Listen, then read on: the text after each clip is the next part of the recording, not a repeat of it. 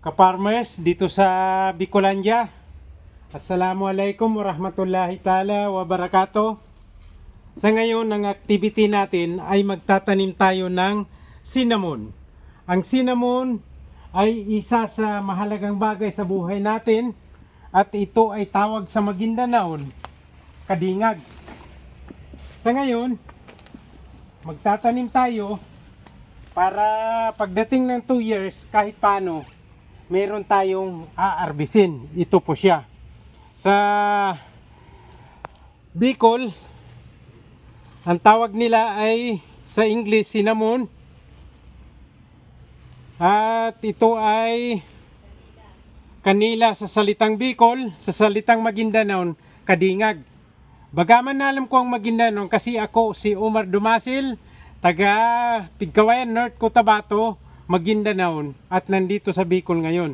Kadingag ang tawag dito mga kaparmers. Ito ay para sa kinabukasan ng ating mga apo. Kasi pangmatagalan siyang buhay. Kadingag, maraming pinagagamitan. Gamot, pagkain. Ito po mga kaparmers, paakyat po tayo. Ang target po natin taniman ay sa ngayon may hawak po tayo na 100 pieces na puno. Ang target po natin dito masakop sa mga buwan na to ay 1 hektarya muna. Pakonti-konti lang, inshallah. Sige po, maraming salamat mga kaparmers. Tutuloy ko na po itong activity ko kasi medyo hapon na. Para abutin man ng ulan, mabubuhay na siya. Ganito po siya tatanim. At ito po ay mahalaga sa buhay natin. Nasa palengke po, ito ang laman. Dahon at katawan nito ay nasa palengke kasama po ng mga kinakain natin. Bismillah.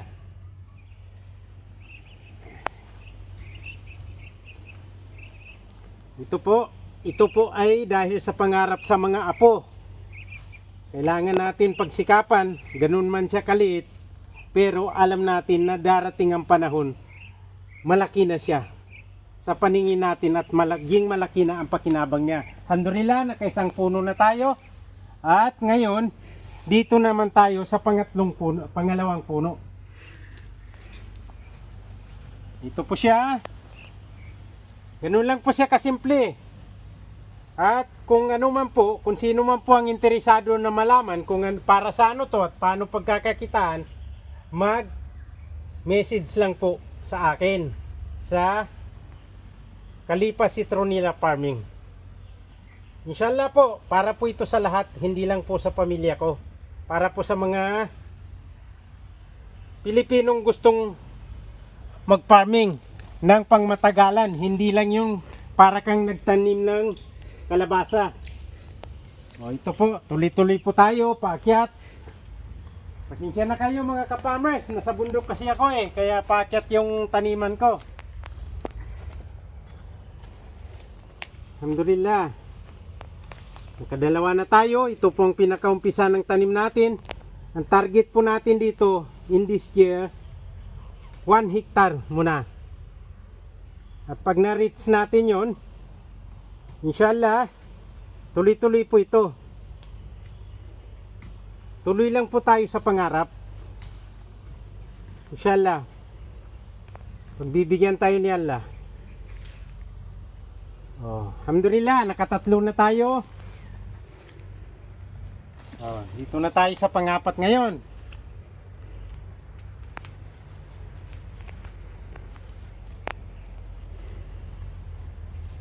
Hawa, Akbar.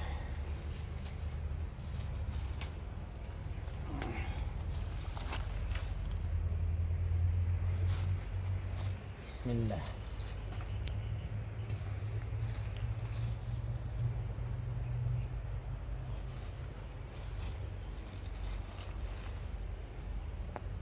Po, tamang-tama po ito.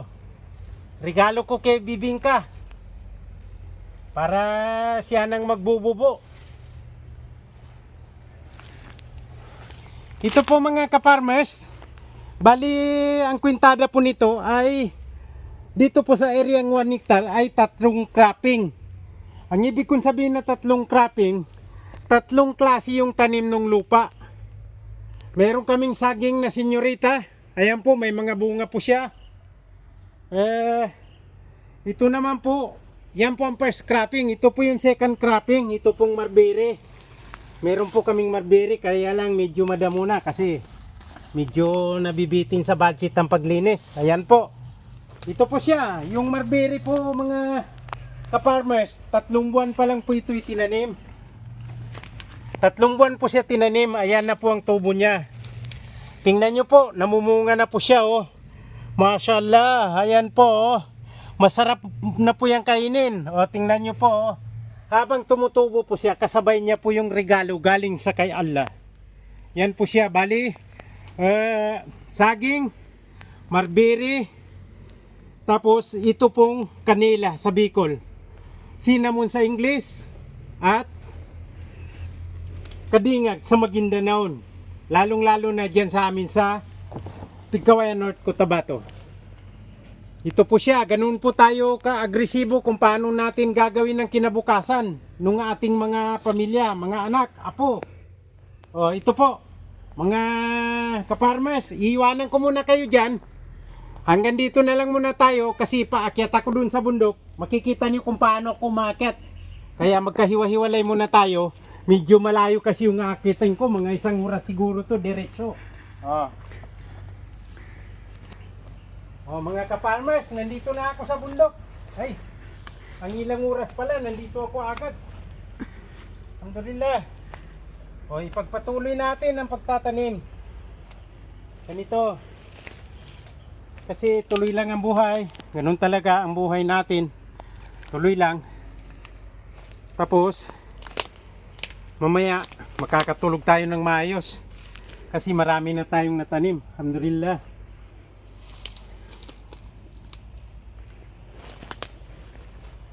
Alhamdulillah.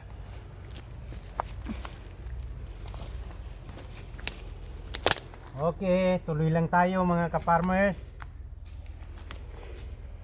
Nandito po tayo sa bukid, tuloy lang.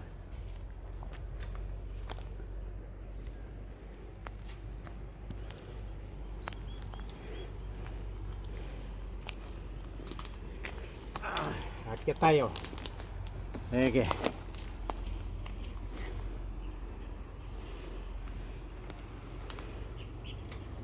Doon tayo papunta ganun.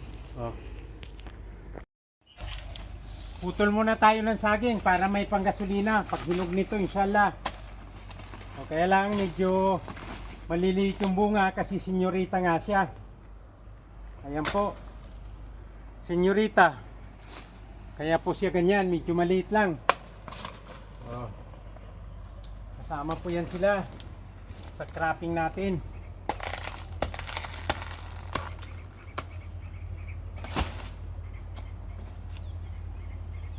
Double purpose po mga ka-brother. Habang nagtatanim ka ng ibang produkto, meron ka na pong kabuhayan. Ito po. Kabuhayan po ito. Ito po siya mga ka-brother, senyorita. Senyorita in the bukid, not in the house.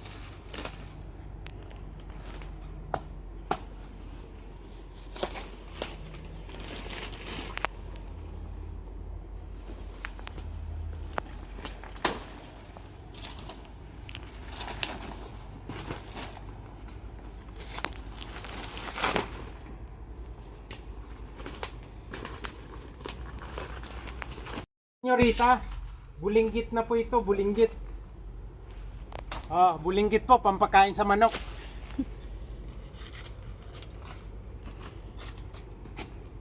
Bakit siya bulinggit? Hindi siya masyado Si maliit. naalagaan, kaya nagbulinggit.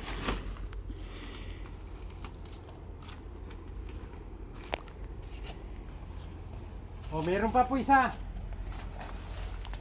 Ito na lang muna. Ito po hindi po siya bulinggit, bulinggitot po siya, ayan Pero at least may biyaya. Papasalamat tayo kay Allah. May maliit, may malaki. Lahat po ng klase meron siya.